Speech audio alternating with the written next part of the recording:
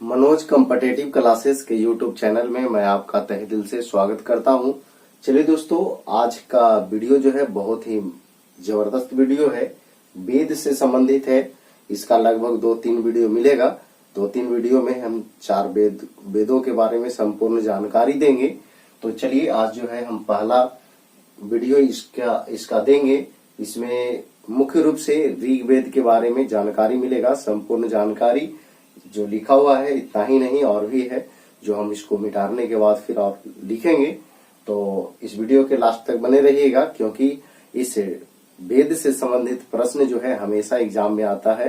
तो आपको एग्जाम में ये प्रश्न ना छूटे, इसीलिए हम ये वीडियो लेकर के हाजिर हुए हैं। तो चलिए, आपसे उम्मीद यही होगा कि आप इस वीडियो के एंड तक देखेंगे। चलिए स्टार्ट करते हैं। वेद, यह जो है भारत का सर्व प्राचीन धर्म ग्रंथ है। सबसे प्राचीन जो है धर्म ग्रंथ कौन है? तो वेद है। ठीक है, अब देखिए इसका शाब्दिक अर्थ क्या होता है? तो ज्ञान। वेद का शाब्दिक अर्थ क्या होता है? ज्ञान होता है। वेद को पौरुषीय, नित्य, संहिता और छंदस भी कहते हैं। सुन लीजिए फिर से, वेद को पौरुषीय, नित्य, संहिता और छंदस भी कहते हैं। ठीक है, इसका लेखक जो है वेद व्यास। इसका लेखक वेद व्यास। इसका संख्या 4। इसका संख्या 4। ठीक है, कौन कौन? ऋग्वेद, सामवेद, यजुर्वेद और अथर्ववेद। ये चारों वेदों के बारे में हम लोग करेंगे बारी बारी से विस्तार पूर्वक। ठीक है, इसमें जो है ऋग्वेद के बारे में हम लोग चर्चा करेंगे। चलिए ध्यान दीजिए। तो ऋग्वेद, यह जो है सबसे प्राचीन या पुराना वेद है। कौन? ऋग्वेद। ऋग्वेद जो है सबसे प्राचीन या पुराना वेद है। इसमें 10 मंडल हैं या भाग। मंडल को भाग कहते हैं। तो इसमें 10 मंडल है। क्वेश्चन आता है ऋग्वेद में कितने मंडल है? तो 10 मंडल है। ठीक है, इसमें श्लोकों का संख्या है 1028। इसको सूक्त भी कहते हैं। तो श्लोक का संख्या कितना? 1028 है। अब देखिए इसमें 10,462 ऋचाएं हैं। 10,462 ऋचाएं हैं। सबसे पुराना मंडल जो है, ये क्वेश्चन है, 2 से 7 मंडल को सबसे पुराना या सबसे प्राचीन मंडल कहते हैं, जिसे वंश मंडल या खंड मंडल कहते हैं। जिसे वंश मंडल या खंड मंडल कहते हैं। ध्यान दीजिएगा, सबसे पुराना मंडल 2 से 7वां मंडल है और जिसे वंश मंडल या खंड मंडल कहते हैं। सबसे नया मंडल जो है वो आपका 10वां मंडल है। सबसे नया मंडल जो है 10वां, सबसे पुराना 2 से 7वां। ठीक है, अब देखिए सबसे नया मंडल जो है 10वां मंडल है। तीसरा मंडल से, क्वेश्चन ध्यान दीजिए चालू है, तीसरा मंडल से गायत्री मंत्र का जानकारी मिलता है। अब ध्यान दीजिएगा, ये क्वेश्चन है कि तीसरा मंडल से किसका जानकारी मिलता है, या फिर गायत्री मंत्र का उल्लेख जो है ऋग्वेद के कैवें मंडल से मिलता है? तो तीसरा मंडल से। ठीक है, ये गायत्री मंत्र क्या है? तो सूर्य देवता सावित्री को समर्पित है ये गायत्री मंत्र। ठीक है, तो सूर्य देवता सावित्री को समर्पित है और गायत्री मंत्र का जानकारी ऋग्वेद के तीसरा मंडल से। ठीक है, गायत्री मंत्र का रचना जो है विश्वामित्र ने किया था। किसने किया था? विश्वामित्र। गायत्री मंत्र का रचना जो है विश्वामित्र ने किया था। आगे देखिएगा, चौथे मंडल से 3 मंत्रों का जानकारी मिलता है। चौथे मंडल से 3 मंत्रों का जानकारी मिलता है, जिनकी रचना जो है 3 राजाओं ने की थी। ठीक है, चौथे मंडल से 3 मंत्रों का जानकारी मिलता है, जिसकी रचना 3 राजाओं ने की थी। ठीक है, आगे देखिएगा 7वें मंडल। 7वें मंडल से दासराग युद्ध का जानकारी मिलता है। बहुत ही महत्वपूर्ण है कि दासराग युद्ध का जानकारी ऋग्वेद के कैवें मंडल से? तो 7वें मंडल से। ठीक है, 7वें मंडल से। अब देखिए दासराग जो युद्ध था, ये हुआ था किनके किनके बीच? तो सुदास और 10 जनों के बीच हुआ था। सुदास और 10 जनों के बीच हुआ था दासराग युद्ध। और ये दासराग युद्ध जो हुआ था, ये परुष्णी नदी के तट पे हुआ था। परुष्णी नदी, ये परुष्णी नदी क्या है? तो परुष्णी जो है ये रावी नदी का प्राचीन नाम है। ऐसे हम नदियों के प्राचीन नाम का एक वीडियो हम दे चुके हैं। तो आपको अगर ये वीडियो पसंद आएगा तो इसके डिस्क्रिप्शन में वो लिंक हम दे दूंगा, ताकि उस सहारे से जो है आप उस वीडियो को भी देख सकें। चलिए तो आगे देखिएगा, यानी परुशनी जो है रावी नदी का प्राचीन नाम है। रावी नदी का प्राचीन नाम है क्या? तो परुशनी। ठीक है, आगे देखिएगा, आठवां मंडल की हस्तलिखित ऋचाओं को क्या कहते हैं? तो खिल कहते हैं। आठवें मंडल के हस्तलिखित ऋचाओं को क्या कहते हैं? तो खिल कहते हैं। आगे देखिएगा, नौवां मंडल से सोम देवता का जानकारी मिलता है। बहुत ही महत्वपूर्ण है, सभी प्रश्न जो है एग्जाम में आता है। तो क्वेश्चन पूछेगा कि सोम देवता का उल्लेख जो है ऋग्वेद के कैवें मंडल से मिलता है? तो इसका आंसर होगा क्या? नौवां मंडल। तो नौवां मंडल से क्या जानकारी मिलता है? तो सोम देवता का। और सोम जो है वनस्पतियों का देवता था। ठीक है, ये सोम जो देवता थे ये वनस्पतियों का देवता थे। तो ये क्वेश्चन आता है कि सोम जो है किसका देवता थे? ऑप्शन में रहेगा आंधी तूफान का, वर्षा का। ठीक है, इसी तरह से रहेगा फिर वनस्पतियों का। तो वही याद रखना है कि सोम जो है वनस्पतियों का देवता थे। आगे देखिएगा, 10वां मंडल से पहली बार शूद्र का जानकारी मिला। कहने का मतलब कि सबसे पहली बार जो है शूद्र का उल्लेख जो है आपको ऋग्वेद में ही मिलता है, और वो कैवां मंडल में? तो 10वां मंडल में। तो क्वेश्चन याद रखना है कि 10वां मंडल से पहली बार शूद्र का जानकारी मिला। ठीक है, तो चलिए इतना पहले एक बार फिर से रिपीट करेंगे, उसके बाद अभी ऋग्वेद से बचा हुआ प्रश्न है वो इसमें हम फिर से आपको ऐड करेंगे। तो ध्यान दीजिएगा, आगे देखिए एक बार फिर से। तो वेद जो है ये भारत का सर्व प्राचीन धर्म ग्रंथ है, और इसका शाब्दिक अर्थ ज्ञान होता है। इसका शाब्दिक अर्थ क्या होता है? ज्ञान होता है। वेद को आप पौरुष्य, नित्य, संहिता और छंदस भी कहते हैं। वेद का लेखक जो है वेद व्यास है। वेद का लेखक कौन? वेद व्यास है। आगे देखिएगा, इसका संख्या के वो है तो 4 है। वेद का संख्या के तो 4 है। ऋग्वेद, सामवेद, यजुर्वेद और अथर्ववेद। ठीक है, आगे देखिएगा, तो ऋग्वेद के बारे में, तो यह जो है सबसे प्राचीन या पुराना वेद है। इसमें 10 मंडल है यानी भाग है, और 1028 श्लोक है यानी सूक्त है। इसमें 10,462 ऋचाएं, 10,462 ऋचाएं हैं। सबसे पुराना मंडल जो है 2 से 7वां मंडल को कहते हैं, और इसे यानी कि 2 से 7 मंडल को वंश मंडल या खंड मंडल कहते हैं। क्या कहते हैं? वंश मंडल या खंड मंडल कहते हैं। सबसे नया मंडल जो है आपका 10वां मंडल है। सबसे नया मंडल जो है आपका 10वां मंडल है। तीसरा मंडल से गायत्री मंत्र का जानकारी मिलता है। जो गायत्री मंत्र जो है सूर्य देवता सावित्री को समर्पित है। तो तीसरा मंडल से किस चीज का जानकारी मिलता है? तो गायत्री मंत्र का। ठीक है, गायत्री मंत्र का रचना जो है विश्वामित्र ने किए थे। आगे देखिए, चौथे मंडल से 3 मंत्रों का जानकारी मिलता है, जिसकी रचना 3 राजाओं के द्वारा किया गया था। ठीक है, जबकि 7वें मंडल से दासराग युद्ध का जानकारी मिलता है, और दासराग युद्ध जो है सुदास और 10 जनों के मध्य हुआ था, और ये परुशनी नदी के तट पे हुआ था। परुशनी जो है रावी का प्राचीन नाम है। रावी नदी का प्राचीन नाम है परुशनी। ठीक है, आगे देखिएगा, 8वां मंडल से के हस्तलिखित ऋचाओं से, 8वां मंडल के हस्तलिखित ऋचाओं को क्या कहते हैं? तो खिल कहते हैं। आगे देखिए, 9वां मंडल से, 8वां मंडल हो गया, 9वां मंडल से सोम देवता का जानकारी मिलता है। क्या चीज का? तो सोम देवता का जानकारी मिलता है। कैवां मंडल से? तो 9वां मंडल से। और सोम जो है ये वनस्पतियों का देवता थे।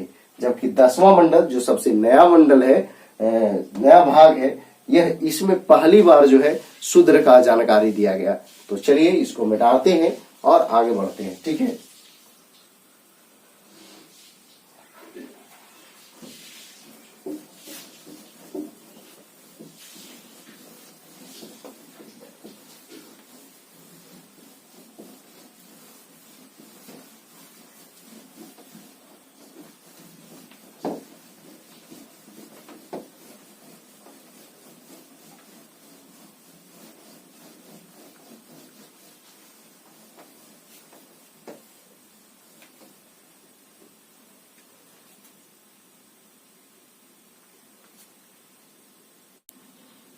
चलिए अब आगे देखिए, ऋग्वेद के 10वें मंडल के पुरुष सूक्त में, ऋग्वेद के 10वें मंडल के पुरुष सूक्त में चतुवर्ण व्यवस्था का उल्लेख किया गया है।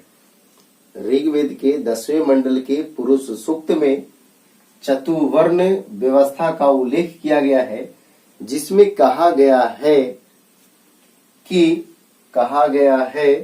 कि यहाँ छूट गया कि, ठीक है, कि मुख से ब्राह्मण, भुजा से क्षत्रिय, जांघ से वैश्य और पैर से शूद्र का उत्पत्ति हुआ है। एक बार फिर से, ऋग्वेद के 10वें मंडल के पुरुष सूक्त में चतुवर्ण व्यवस्था का उल्लेख किया गया है, जिसमें कहा गया है कि मुख से ब्राह्मण, भुजा से क्षत्रिय, जांघ से वैश्य और पैर से, यानी कि पैर से शूद्र का उत्पत्ति हुआ है। ठीक है, आगे देखिए 10वें मंडल में देवी सूक्त का उल्लेख किया गया है। देवी सूक्त का उल्लेख किया गया है। क्वेश्चन पूछ सकता है कि देवी सूक्त का उल्लेख ऋग्वेद के कैवें मंडल में किया गया है, तो आंसर होगा 10वें मंडल। ठीक है, जिसमें वाक शक्ति की उपासना की गई है। किसकी उपासना की गई है? तो वाक शक्ति। 10वें मंडल में देवी सूक्त का उल्लेख किया गया है, जिसमें वाक शक्ति का उपासना किया गया है। ठीक है, ऋग्वेद पढ़ने वाले ब्राह्मण को होत्री कहा जाता है। बहुत इंपॉर्टेंट क्वेश्चन है कि ऋग्वेद पढ़ने वाले ब्राह्मण को क्या कहते हैं? तो होत्री कहते हैं। आगे देखिएगा, ऋग्वेद में इंद्र के लिए 250 श्लोक, तो ये सब क्वेश्चन है, याद रखना है। देखिए, इंद्र के लिए 250 श्लोक, अग्नि के लिए 200 श्लोक, सोम देवता के लिए 144 श्लोक और वरुण देवता के लिए 30 श्लोक और विष्णु के लिए 100 श्लोकों में उल्लेख किया गया है। कहने का मतलब ये कि इंद्र भगवान को 250 श्लोक में उल्लेख किया गया है, अग्नि को 200 श्लोक में उल्लेख किया गया है, सोम देवता को 144 में, फिर आपका वरुण को 30 में और विष्णु को 100 में। ऐसे हम आपको जब वैदिक काल पढ़ाएंगे तो वहां आपको बताएंगे कौन सा देवता किस चीज का देवता थे। ऐसे मुख्य रूप से यहाँ पे 2 हम लिखे हैं, इसमें 2 महत्वपूर्ण है, वो दोनों का। ऐसे सोम देवता का भी हम बताएं कि वनस्पतियों का देवता। देखिए, इंद्र जो है युद्ध एवं वर्षा का देवता है। डायरेक्ट क्वेश्चन आता है कि युद्ध और वर्षा के देवता कौन है? तो इंद्र है। ठीक है, अग्नि, यह जो है यज्ञ एवं गृह का देवता है। यज्ञ एवं गृह का देवता अग्नि, युद्ध एवं वर्षा का देवता इंद्र। और अभी हम बताएं कि वनस्पतियों का देवता कौन? तो सोम। सोम जो है वनस्पतियों का देवता है। आगे देखिए, ऋग्वेद में सर्वाधिक बार सिंधु नदी का उल्लेख किया गया है। सर्वाधिक बार सिंधु नदी। सबसे पवित्र नदी के रूप में सरस्वती का उल्लेख किया गया है। सबसे पवित्र नदी के रूप में सरस्वती का, जिसे नदीतमा कहा जाता है, जिसे नदीतमा कहा गया है। ये क्या है नदीतमा? तो नदियों में सर्वश्रेष्ठ। किसको? तो सरस्वती को, जो कि पवित्र नदी के रूप में इसका उल्लेख किया गया है ऋग्वेद में। ठीक है, अब देखिए, गंगा नदी को 1 बार, यमुना नदी को 3 बार। गंगा नदी को 1 बार और यमुना नदी को 3 बार उल्लेख किया गया है। किसमें? तो ऋग्वेद। आगे देखिएगा, अस्तो मां सदगमय वाक्य जो है कहां से लिया गया है? तो ऋग्वेद से लिया गया है। बहुत इंपॉर्टेंट है। अस्तो मां सदगमय वाक्य जो है कहां से लिया गया है? तो ऋग्वेद से लिया गया है। आगे देखिए, भारत में आर्यों का जानकारी जो है ऋग्वेद से मिलता है। किससे मिलता है? ऋग्वेद से। आर्य जो है मध्य एशिया से आए थे, ये मैक्स मुलर का मत था, और ये आर्य जो है इसका जानकारी ऋग्वेद से मिलता है। ठीक है, आगे देखिए, ऋग्वेद के ब्राह्मण ग्रंथ, ऋग्वेद के कौन कौन से ब्राह्मण ग्रंथ है? ये डायरेक्ट क्वेश्चन आता है, निम्न में से कौन सा ब्राह्मण ग्रंथ ऋग्वेद का है? तो ऐत्रेय और कौशितकी जो है ऋग्वेद का ब्राह्मण ग्रंथ है, जबकि आयुर्वेद को ऋग्वेद का उपवेद कहा जाता है। तो प्रत्येक वेद का अलग अलग उपवेद है, वो हम सभी में करवाएंगे। तो यहाँ जो है आयुर्वेद जो है ऋग्वेद का उपवेद है। ठीक है, चलिए एक बार फिर से इतना रिपीट करेंगे, ये सब आपको कराया हुआ है। चलिए ध्यान दीजिए, ऋग्वेद के 10वें मंडल के पुरुष सूक्त में चतुर्वर्ण व्यवस्था का उल्लेख किया गया है, जिसमें कहा गया है कि मुख से ब्रह्मा, भुजा से क्षत्रिय, जांग से वैश्य और पैर से शूद्र का उत्पत्ति हुआ है। ठीक है, और इसी 10वें मंडल में देवी सूक्त का उल्लेख किया गया है, जिसमें वाक शक्ति की उपासना की गई है, वाक शक्ति की उपासना की गई है। ऋग्वेद पढ़ने वाले ब्राह्मण को होत्री कहते हैं। क्या कहते हैं? होत्री। अब देखिए, ऋग्वेद में इंद्र के लिए 250 श्लोक, फिर जो है अग्नि के लिए 200 श्लोक, उसके बाद सोम देवता के लिए 144 श्लोक, और फिर विष्णु के लिए आपका 100 श्लोक, और वरुण के लिए आपका 30 श्लोक में उल्लेख किया गया है। इसके बाद जो है इंद्र जो है वो युद्ध और वर्षा के देवता है, जबकि अग्नि जो है यज्ञ एवं गृह का देवता है। सोम जो है वनस्पतियों का देवता है। ठीक है, अब देखिए ऋग्वेद में सर्वाधिक बार जो है सिंधु नदी का उल्लेख किया गया है। सिंधु नदी इसलिए कि आर्यों का सर्वश्रेष्ठ जो था नदी था सिंधु ही था। ठीक है, इसीलिए इसका सर्वाधिक बार उल्लेख किया गया है ऋग्वेद में। अब देखिए, सबसे पवित्र नदी के रूप में सरस्वती का उल्लेख किया गया है। सरस्वती को नदीतमा कहा गया है। नदीतमा इसका मतलब क्या? नदियों में सर्वश्रेष्ठ। ठीक है, नदीतमा कहा गया है। गंगा नदी को 1 बार, यमुना नदी को 3 बार उल्लेख किया गया। कहा? तो ऋग्वेद में। आगे देखिएगा, अस्तो मा सदगमय वाक्य जो है कहां से लिया गया है? तो ऋग्वेद से लिया गया है। आर्यों का भारत में जो आर्य आए थे उनका जानकारी जो है कहां से मिलता है? तो ऋग्वेद से मिलता है। कहां से मिलता है? तो ऋग्वेद से। ऋग्वेद के ब्राह्मण ग्रंथ कौन कौन है? तो ऐतरेय और कौशिकी, ये दोनों जो है ऋग्वेद के ब्राह्मण ग्रंथ है। आयुर्वेद को ऋग्वेद का उपवेद कहते हैं। चलिए दोस्तों, ये जो है आपका ऋग्वेद से संबंधित ये वीडियो था। आप थोड़ा सा लंबा हुआ होगा, इसको 1-2 बार देख लीजिएगा। सभी प्रश्न हम आपको करवाए हैं, सब के सभी एग्जाम में आता है। बहुत सारा जगह से हम संग्रह करके आपको करवाए हैं। तो चलिए, इसमें एक क्वेश्चन जो है आपको कमेंट बॉक्स में बताना है और उसका आंसर क्या बताना है। क्वेश्चन क्या है वो सुन लीजिए। आर्यों का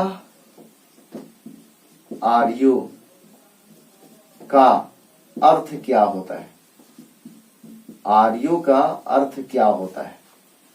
आर्य जो भारत में आए थे उनका अर्थ क्या होता है?